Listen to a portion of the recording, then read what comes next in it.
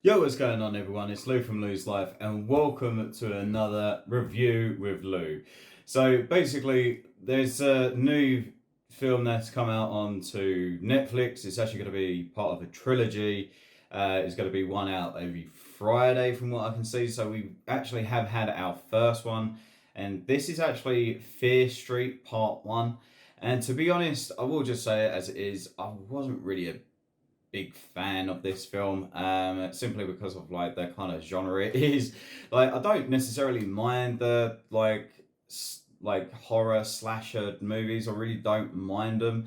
But the thing is that I just get to a stage where I kind of know what's going to happen. You know, when they kind of explain what angle they're going in, if it's going to be the demons, like it's like Satan's son, like 666, like talking about the Omen here, like you kind of know where they're going with it.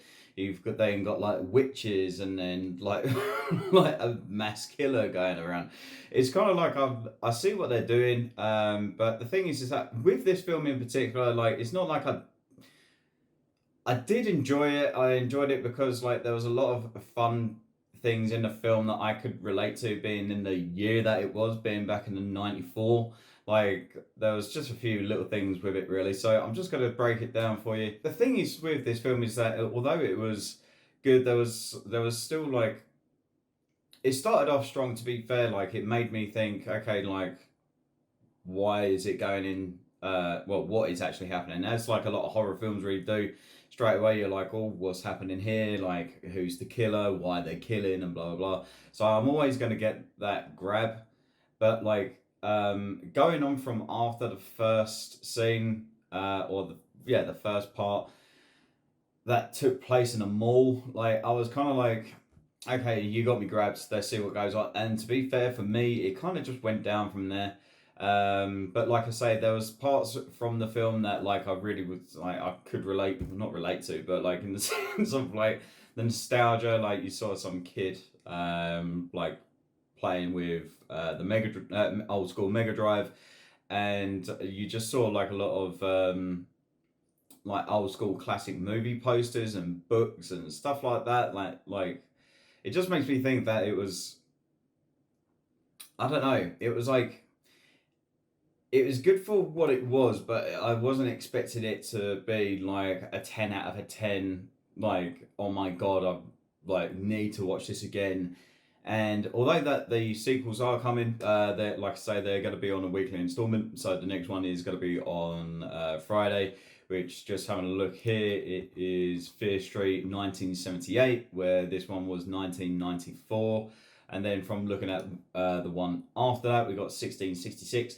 I will carry on watching them, just because I now want to know why certain things are happening in that. But for me, it's kind of like I'm watching it because I'm like I hate watching a film or like a set of films where it just gets to the point that I wish I kind of stuck with it because it's bugging me, and then even if I were to leave it for a long time and then I just never get around to watching it. So I thought, you know what, it's going to be a weekly thing. They're very short films as well. From all the ones that I can see so far, this one was only like an hour and a half, I think. So it really didn't. It was what, hour and 40, but it really didn't seem that long. It seemed like it was like over and done with before you could really know it. One of the things I will say about the film though is that I actually really didn't mind the acting. I thought it was actually pretty good. So let's just have a look here who we got. So Benjamin Flores Jr., the guy that plays Josh, I'll throw him on the screen now. I actually thought it was okay. Like I actually really didn't mind him at all. I thought he was actually pretty good as the younger brother. Olivia Scott Welsh didn't really sell it for me at all, to be honest.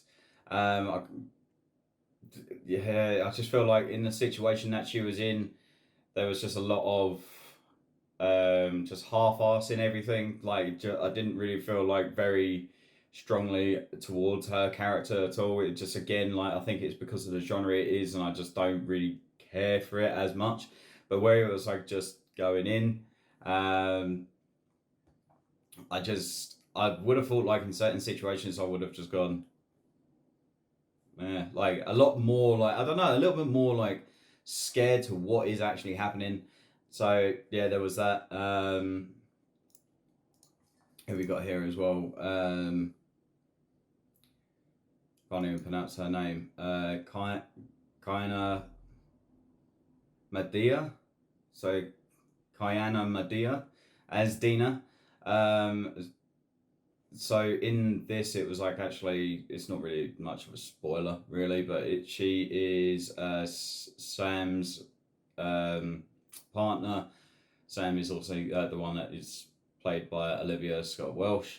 They are partners. They have their like own stuff going on in the film. Like as a standard relationship, there's like relationship issues and stuff. So I don't know. It's because I think it's like I say, there's a standard horror formula that is put onto a film, and this is basically it. I can actually see like, oh, okay, like I was watching it with my girlfriend, and like literally I was calling everything that was going to happen, and it did. And every person's death, like it was going to happen. I knew it. Like it was just like, and I was calling it out. I was like, he's going to die, she's going to die, blah blah blah blah blah blah.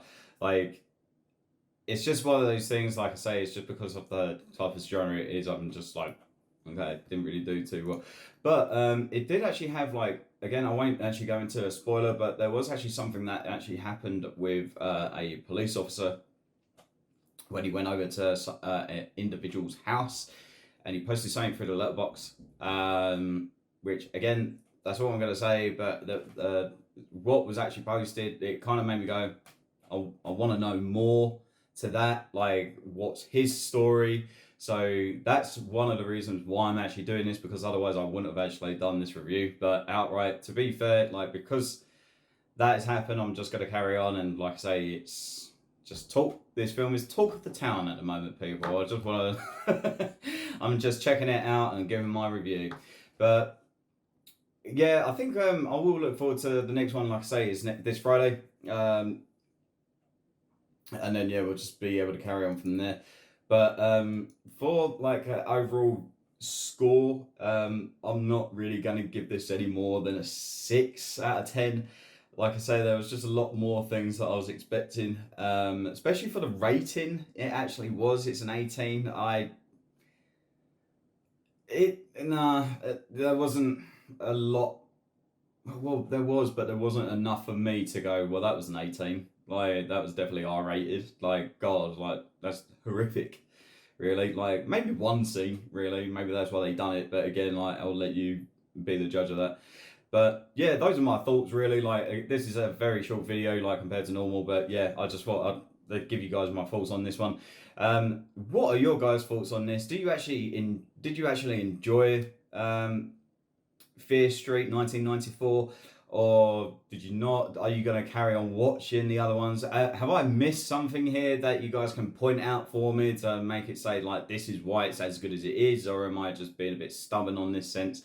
Leave your comments down below.